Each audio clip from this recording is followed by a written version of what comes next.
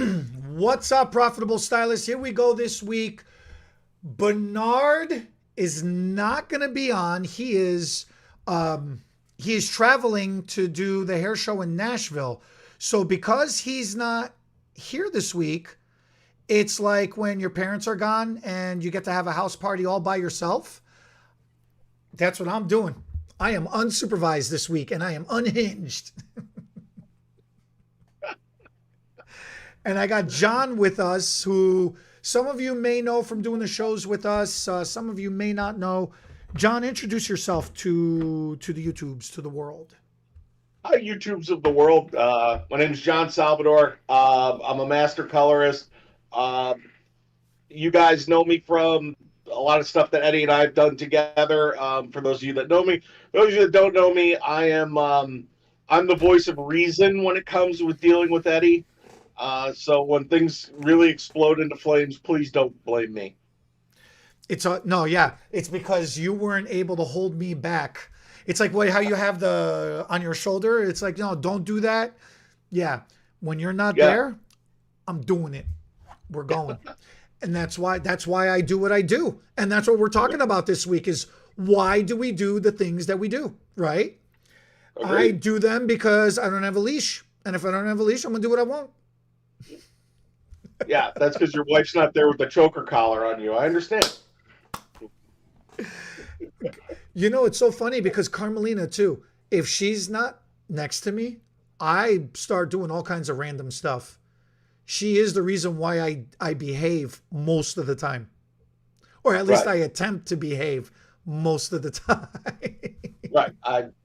My wife is the same way. There are times where things come up and she'll just look at me and the first question she asks is why and no.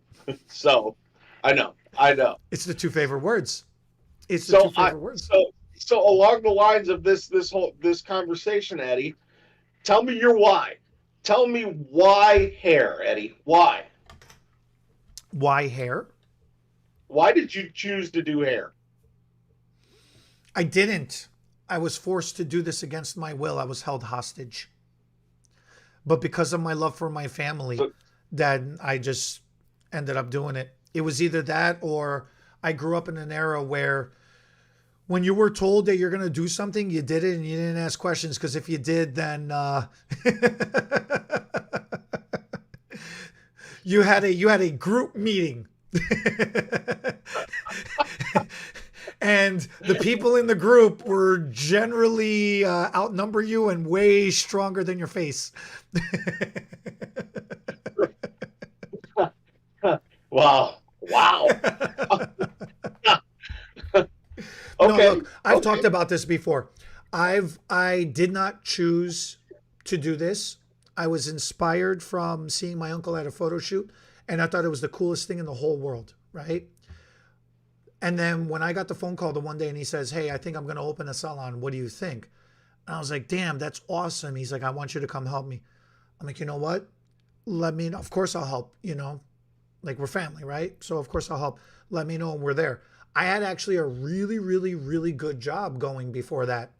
And it was a very hard decision to make, was to leave. Like, I literally had a career, and it was a hard decision to say, I'm a dump that career to come into this unknown career, right?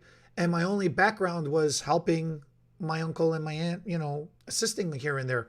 It wasn't about, I was like, I don't have the backstory everybody else has where they say, "Oh man, I was inspired. I've been playing with my Barbie doll since I was little and I just knew I was going to do this." Yeah, I didn't have that backstory. So then the way, my approach to the industry has always been a little bit different because I didn't have that perspective growing up. My whole experience with doing hair was putting Elmer's glue to make my mohawk stand up better, when I was younger, right? Or was putting Kool-Aid in there because we couldn't afford hair dye. So, I was in New York at the time. And the rest of my family that does hair was here in Chicagoland area. So yeah, that's my why. So if that's what you're asking about. Yeah. So then what's your why about hair?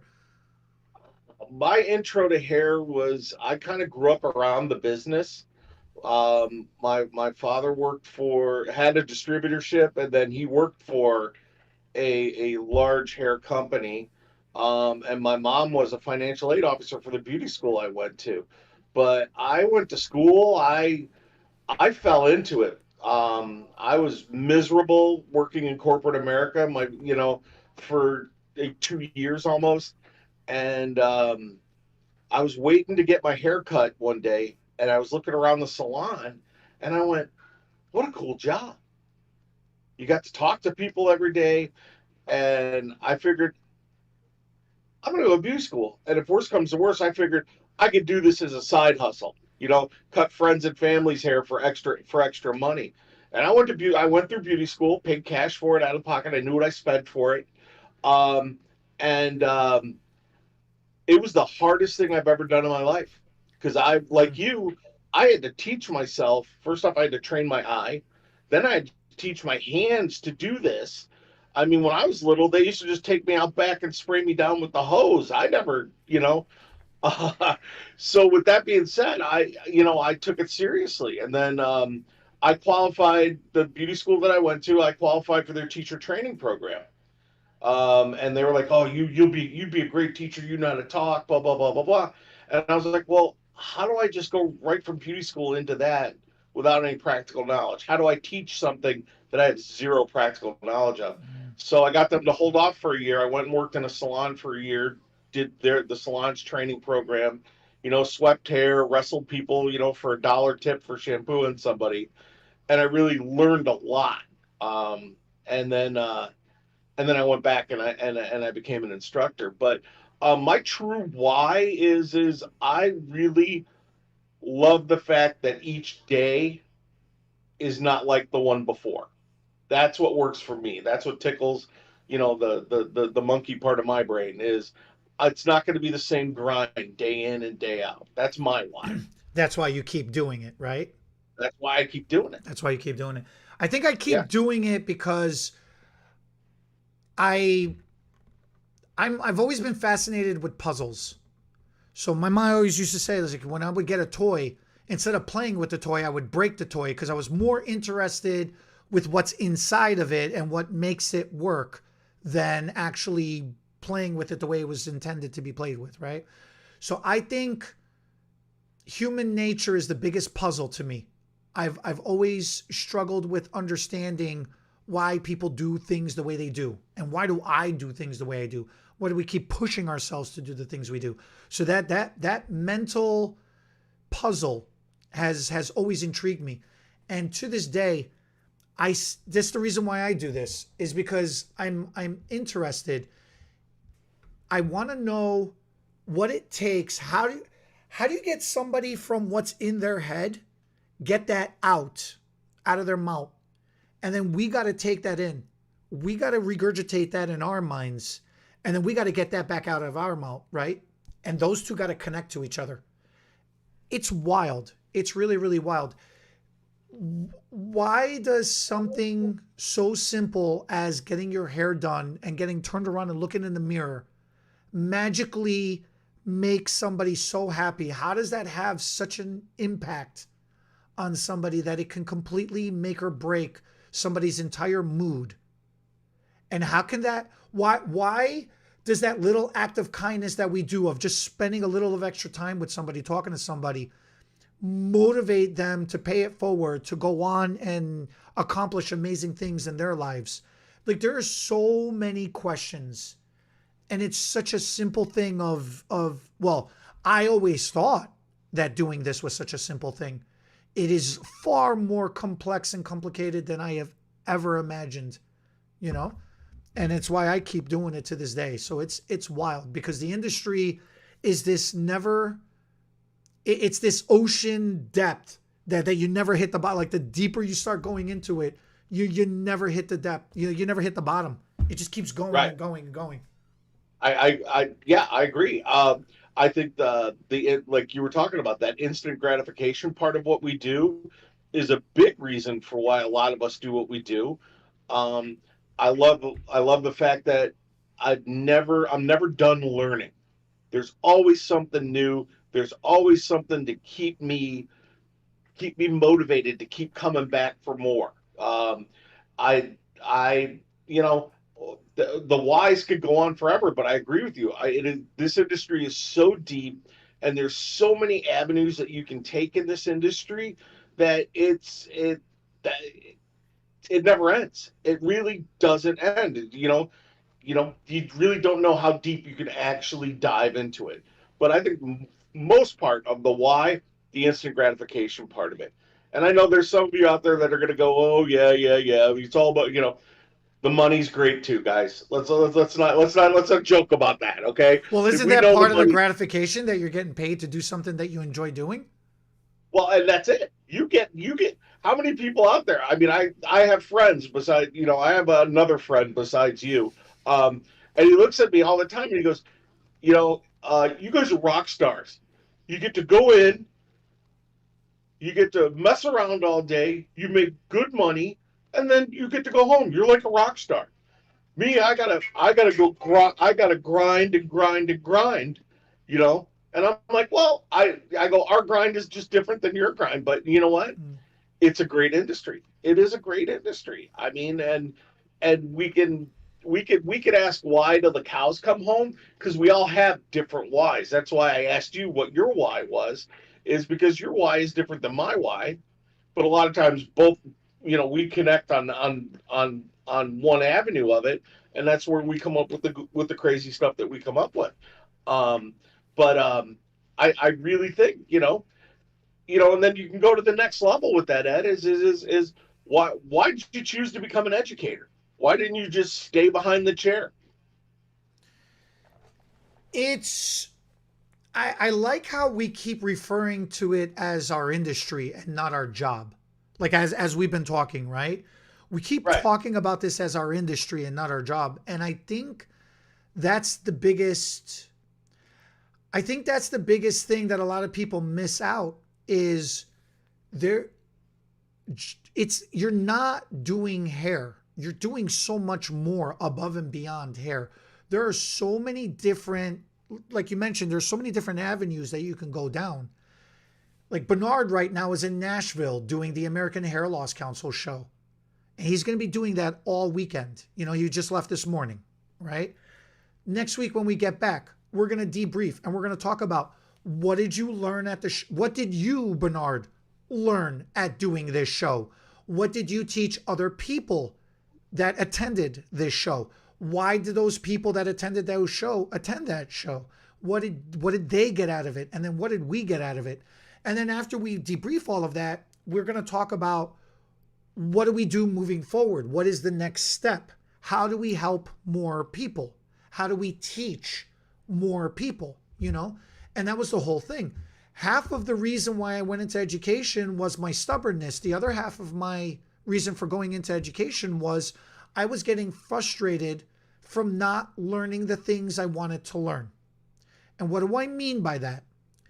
I would take a class and I was not satisfied with the way the class was ran.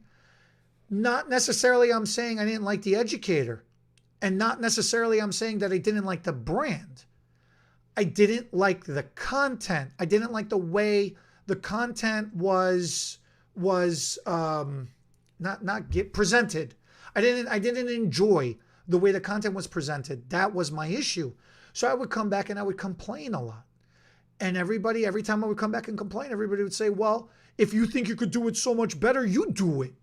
It's so easy to be a keyboard warrior and complain, behind the scenes, or it's so easy to freaking review, you go up there and you see what it's like. You don't know what it's like. Walk a mile in their shoe. I'm like, man, that I could do that. That's easy. They're like, oh, it's so easy. You go do it then. You could barely speak English, right? So I'm like, all right. So Well, that hasn't changed. yes, I have you and Bernard to remind me every day how that hasn't changed all that much. But that was the whole fun of it. It was learning learning vocabulary and learning better words and practicing an enunciation so I can have people understand me better and more properly, right? So I can be able to go out there and stand in front of people and explain it to them. And now what that forced me to do was learn the actual things that bothered me the most and learn the actual things that I thought mattered the most. And then now I got to sit there and put that out there to the world and hope that if I'm describing it correctly, that if I'm approaching it correctly, and that if I'm putting enough energy into it, that people are going to feel that and they're going to want to know about that as well too. Then they're going to come and they're going to trust that I am going to be able to present this topic properly in such a way that they are going to get what they want out of it as well too, right? And then they're going to be able to take that back and that's going to help them. And being able to get that person to their aha moment and see that light bulb go off, behind their eyes and inside their mind, it's amazing. It's absolutely amazing. It's the only reason why I do it. I don't enjoy doing education because it's difficult.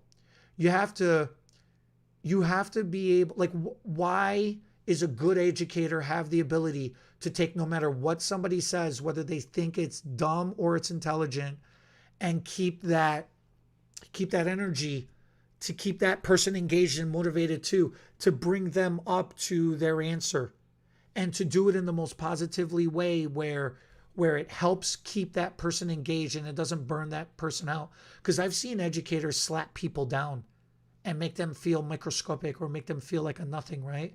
And Right. it's that person should be punched in the face. Like, that is the worst type of educator, is the one that needs to stroke themselves to make themselves feel so smart because they know the Right. words or they know the procedure better than anybody else. Right. Right. I agree. I agree 100% with you on that subject. I mean, education for me, it was very organic for me. I've always loved sharing what I know with people. Um, and our industry gave me that opportunity to stand up there or stand in front of people. I don't like My favorite thing about education, and you and I have done this, is where that disconnect from stage and then people down here. I never like that Mm, disconnect. I like being on the same level with them so you can have that one-on-one and really bring someone along with you. And yeah, that when you see the light bulb go off above their head, that's almost like a drug. It really is. You see someone go, wow, I get what you're saying. And once again, education is something, our tools. If you think about it, you have a toolbox. You go to a class, you're not going to grasp 110% of everything that has been given to you. But if you could grab pieces of it and put it in your toolbox, and who knows, maybe 6 months down the line, yeah, I saw this goofy guy, and he said this, and this is where this is going to work for me. That's a win. And that's really education. I love the fact that we have the opportunity to keep giving information to people and bringing people along for the ride with us. Not so much, I know more than you, because I don't know more than you, or the person, my one of my coworkers, I don't know more than them. But I read, I'm a nerd, and I like passing that information on to other people. So, yeah, that's why education. Plus, with education, you can't go wrong. And there's always new education in our world, in our industry. Now, the transverse part of that for me is when I go to education, I want to learn something. I don't want a sales pitch.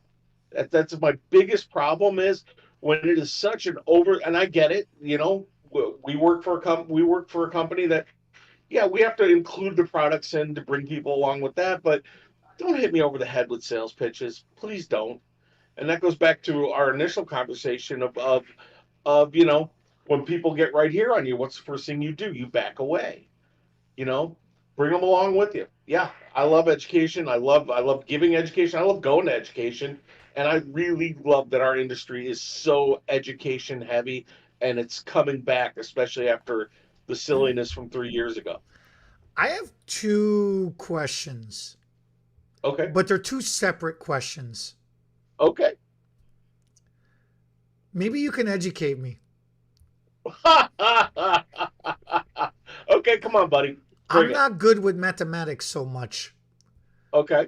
How do you give 110% if 100 is the most? Because you got to dig deep. Because is 100 always the most? And why Why is it I 10? You can I go to 11. I don't agree. I'm just Well, confusing. gee, I'll lose a I'm lot of goofing off. sleep I'm when totally you don't goofing off. agree. No, the other thing. Okay, here's my other question though. This one's a little more serious. Why do people hate the sales pitch as much as they hate the sales pitch? Because it's the sales pitch that gets you there, isn't it? It's the whole reason why we're there to begin with, to learn the class. And then you go to the class, and then the educator starts following their format. They start doing their presentation. And if it's, a 2 hour class, that presentation that was built out for that educator was meant to be an hour and 45 minutes of it, sales pitch on retail products, and 15 minutes of learning an actual technique.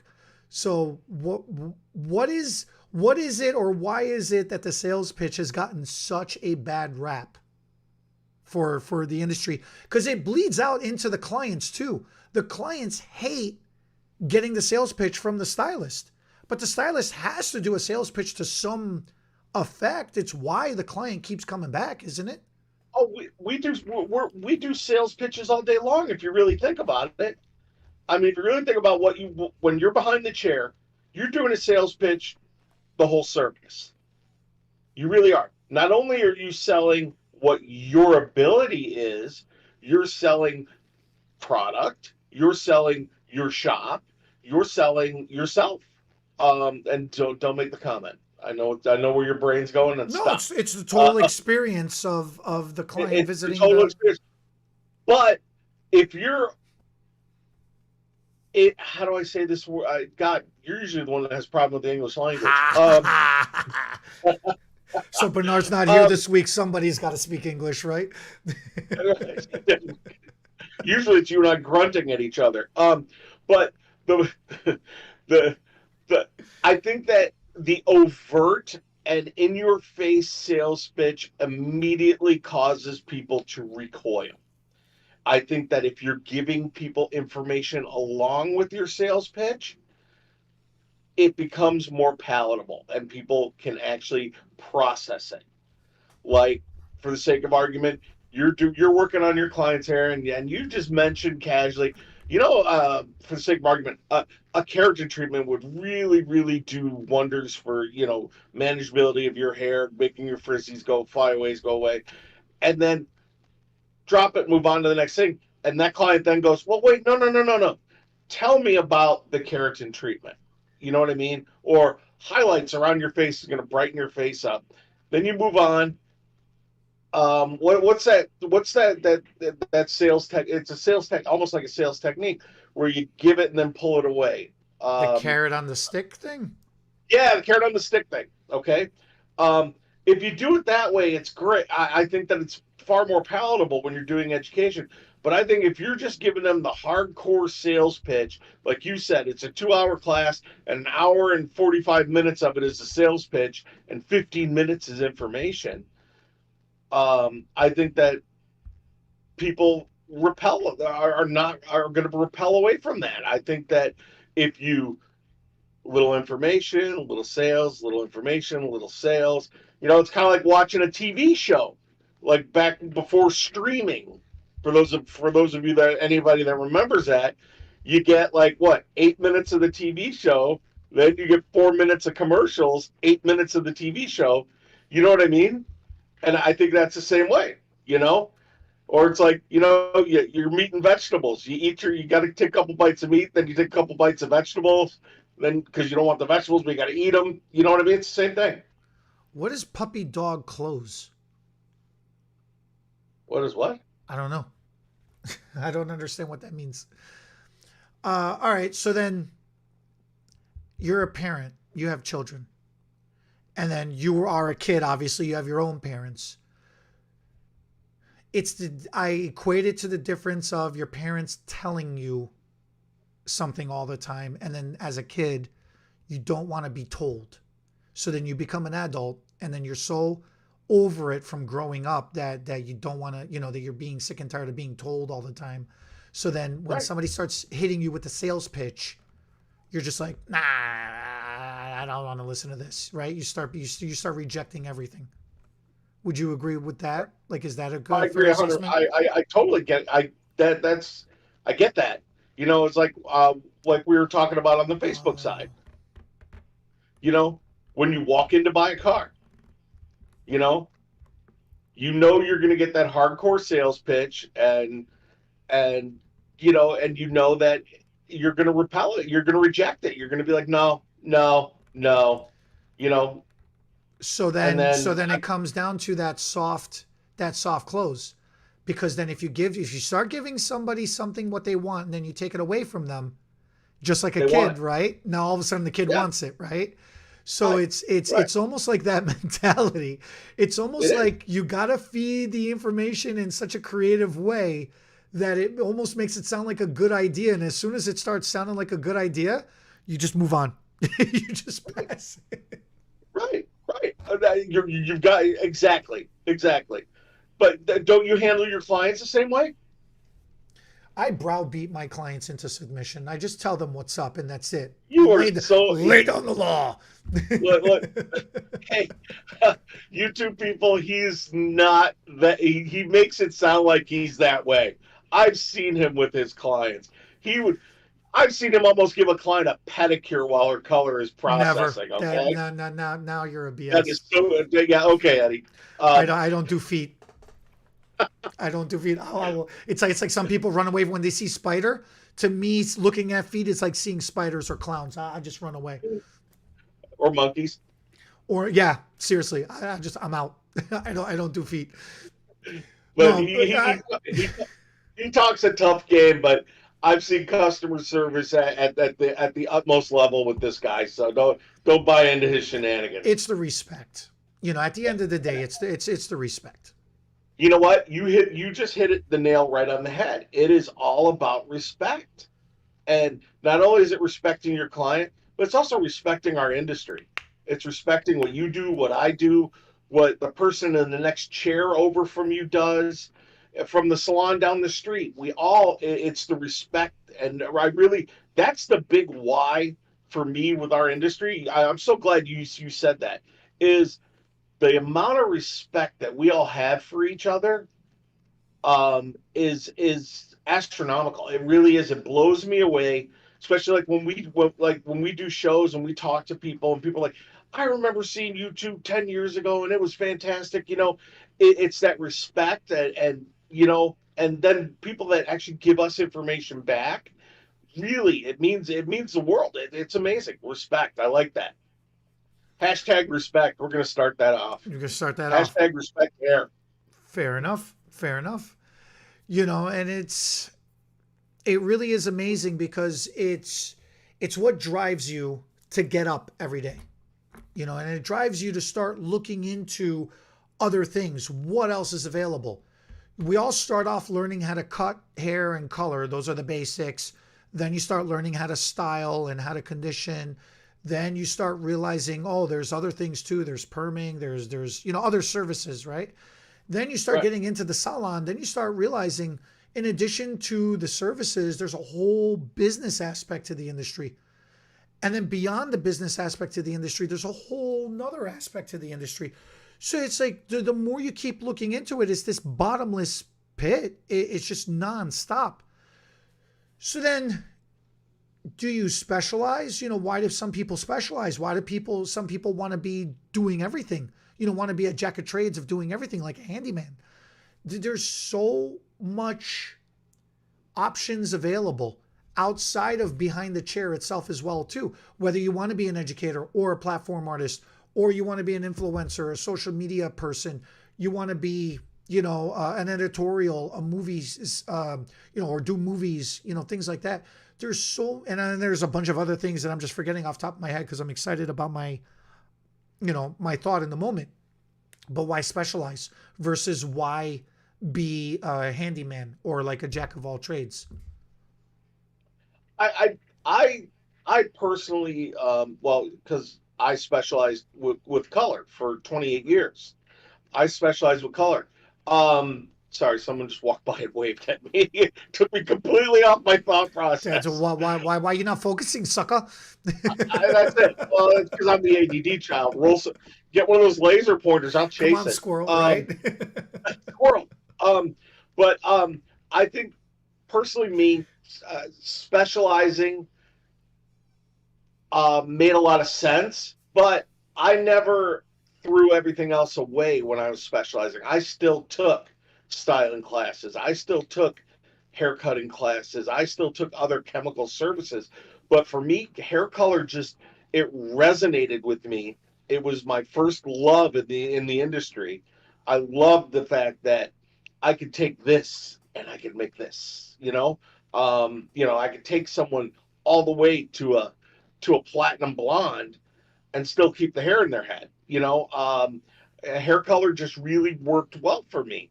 And then, after X amount of years, I brought my other skills back up because I miss doing those things too. And there's nothing wrong with specializing. There's nothing wrong with being a jack of all trades either. Back in the day, I still remember, when I first became an educator, so this person, and I've never seen this person again, but they sat right in the front row. It was maybe the second or third time I had ever taught a class. I was in, where was I? I was in New Jersey. I remember because we got snowed into Newark Airport. That was fun. But I still remember this woman sitting in the front row, and we're doing our class, and she stops and she goes, "Is it true that you guys that teach, the only reason why you teach is because you can't do?" And I went,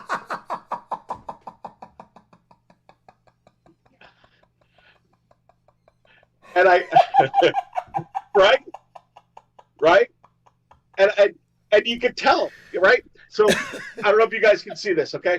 So she's sitting in the front row, and she's, you know, and we're on YouTube, so I can't say what I was thinking because I'll cost you guys money. But I was I was stuck there for just a second in my head because I really just wanted to tear into her, but instead I turned it around and and I've seen you do this too. Is I took the rest of that class and focused. I was going to get this one. I was going to get her on my side, right? But you know, back to your initial question, specializing, I think, is fantastic. I mean, you tear a ligament in your knee. Are you going to your general doctor, or are you going to go to a an orthopedic, right? So why are we not specialized? But to become an orthopedic, you have to go through medical school, right? So to become a hair extension specialist or a color specialist or a cut whatever, you got to go through all the steps. I think that whatever fits you and what you want, you should do. And that's the best part about our industry is you can pick to specialize or you can do everything. Recently, a year and a half ago, I did a big switch and I went out on my own and I'm doing everything again. And I actually love what I do again. I didn't stop loving it, but you know, highlight single process, highlight single got very mundane for me. And now I'm doing everything and I love it. I love what I do again. That's me personally. I know you went out on your own too, and you've done and you do everything from extensions all the way down to you know and I think that that's the one of the greatest parts of the why of our industry is you can be anything you want to be. You can be a firefighter in the hair industry if you want. I think it's magical. It is magical, and I think the biggest thing when people got to decide after everything we've been talking about, I think the formula for when you want to decide your why are you doing what you're doing? Why are you going to specialize in what you're doing? And why are you going to continue to keep doing what you're doing? I think you got to figure out first is why are you doing this for yourself? You need to be mentally prepared to be satisfying for yourself. That's the first initial why. Do you agree with that, or do you want to add anything to that, or do you have a different direction? What do you think is the first most important thing? I'm going to agree with you on that with a caveat attached to it is yeah, you got to know your why, but I think really to be successful in any avenue in our industry, you've got to really understand yourself, and you've got to accept you've got to know where your limitations are, and where you fall short you've got to build up, you know, like you said, you need to learn the English language. Well, I had to learn how to walk upright. Okay, you know, I couldn't walk on my knuckles anymore. But I agree. You know what? Backing up, yeah, I agree with what you said. You've got to know you know what's going on up here, so then you can move forward and do what you want to do in this industry. And just to keep backing up to that is, how cool is it that the sky is the limit in what we do here? You know, our uh, inside our industry. I keep saying the word industry, but how cool is that the sky's the limit? How whatever you want to do, whatever you want to be, you can. How cool! I mean, that's amazing. But really, take your point home is, yeah, you've got to know your why. And you know what? Your why changes. Your It why. I does. mean, your why changes because, like, when we started this out, Ed, you know, our why when we first started has completely morphed now. 20 plus years, 20, 30 plus years later, it is completely, morphed into something completely different. Um, and that's the question you got to ask yourself, and you got to keep up here. You've always got to be, why? You know, why am I doing this? Not in a negative way, in a positive way. Let me take stock of why I'm doing this. Let me see where I can tweak things, and always being able to keep moving forward. And that's the best part about what we do is we can always keep moving forward.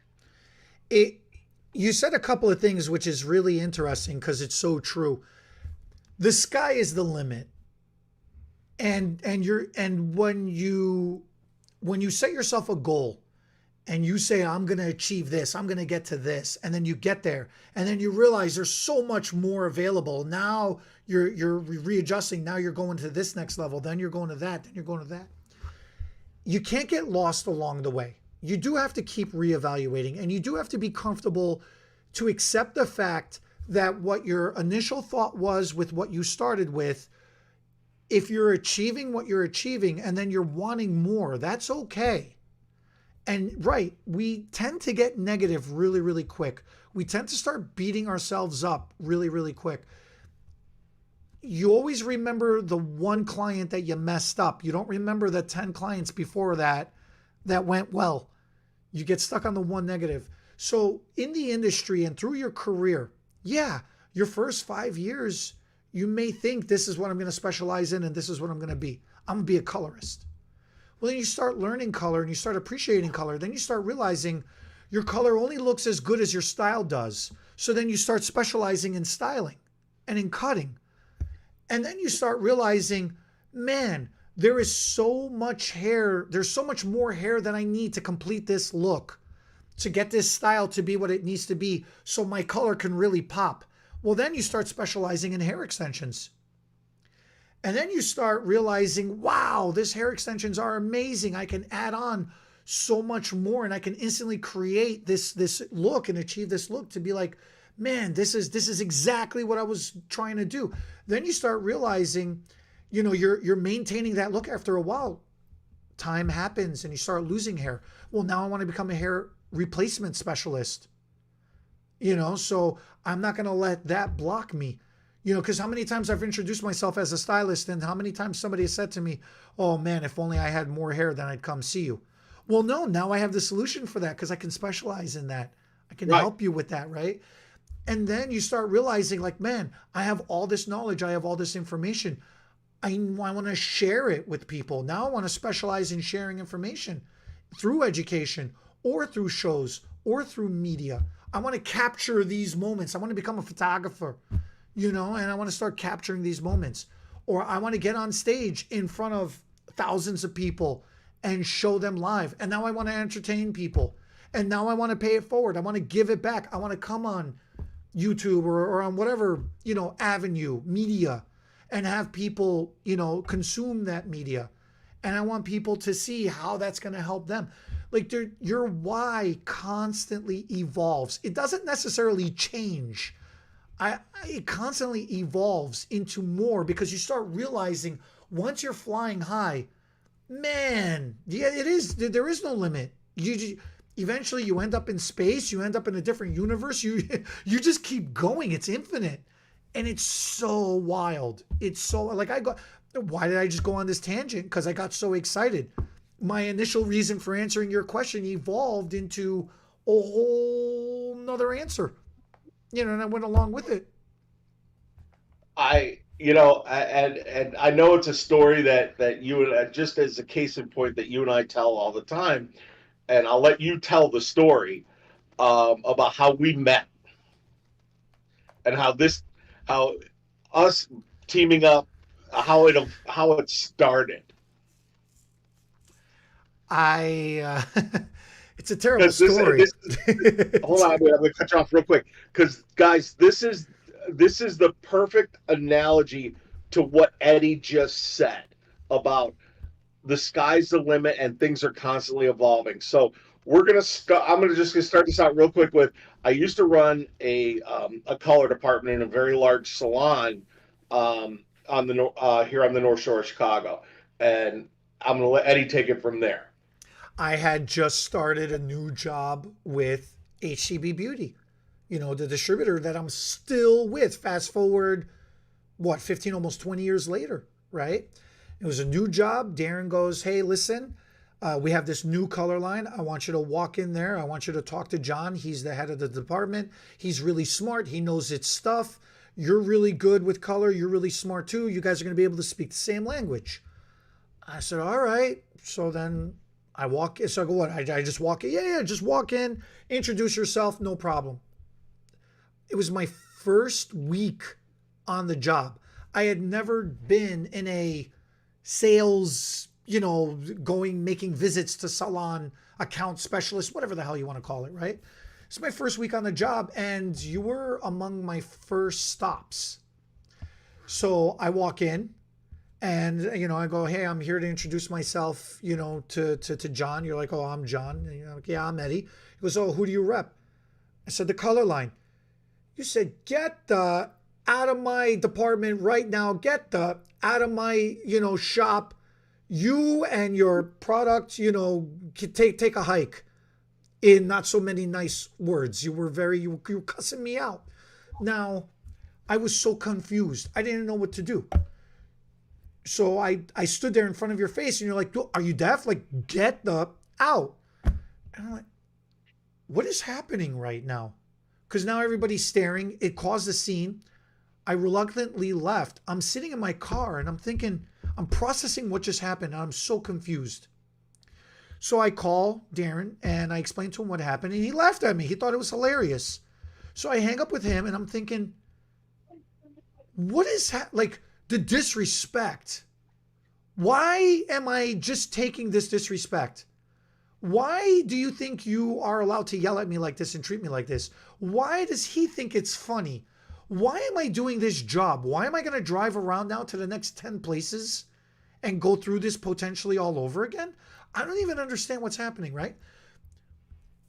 I got in my head and I got really angry. So I called him back and I said, you know what? I'm going home for the rest of the day. I'm not doing this job for the rest of this day. I'm going to go home and reevaluate my life choices. And I went home and I sat in the dark and it was the worst thing to do because I was so aggravated. I just got deeper in my mind and I got angrier and angrier and angrier. So the next day I drove back. I'm sitting in the parking lot of your salon. I called Aaron up and I said, you know what? I quit. He goes, what? I go, I'm about to walk in over here and I'm about to beat the crap out of John and I quit. so I don't want it to go back on you. So nice knowing you. Thanks for the opportunity. But yeah, overall, you're going to see me on the 6 o'clock news, is what you're going to see me. He goes, all right, just come back into the office. Let's talk about this. Just yesterday, I wasn't laughing at you because I was making fun of you. I was laughing at you to teach you that this is the moment. You're going to have to get used to this. Not every day is going to be fun. So it was just, I wasn't expecting you to hit your wall that quickly. I'm like, yeah, okay, whatever. I hang up with him. I walk in. Now, I'm in total street clothes, ready for a fight. And this was in the fall, so I had like a windbreaker on. I wasn't even dressed up for work. I was totally in street clothes, ready for a fight. I walk in, I'm like, hey, I want to talk to you. You turn around, you look at me and you're like, what are you doing back here? I'm like, I'm gonna talk to you. Let's take it outside. You see the logo on my windbreaker on my jacket, and you go, is that is that this brand? And I'm like, how do you know that brand? And like, oh, those guys rock, man. I love those guys. I'm like, I didn't know anybody in this area would even know of these, of this brand. You're like, oh yeah, those are cool. How long have you been into that? And I'm so confused because now I'm sitting there telling you, I'm here to fight you, but I'm actually getting along with you. And you start laughing in my face. You're like, you weigh nothing. I'm 5 times your size. Like, why do you think you're gonna fight me? And we just hit it off. Why did we hit it off? Like, how did that one little thing in common connect? And why did that disrespect turn into such a respectful relationship with each other 15, 20 years forward now? And why did that whole thing come to pass the way that it did? What's your, I mean, that's what you're looking for, right? Because that's from my side of how it went down.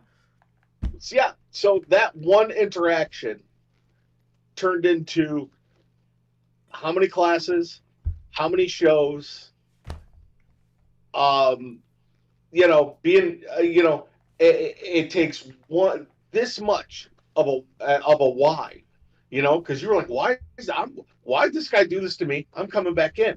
So the case in point is that it takes 3 seconds to make a connection, and it changed both of our whys, because you and I then teamed up to do all this education, to do shows, to do all the stuff that we do, all from one connection. And do you see how that 60 seconds changed the way both of our whys?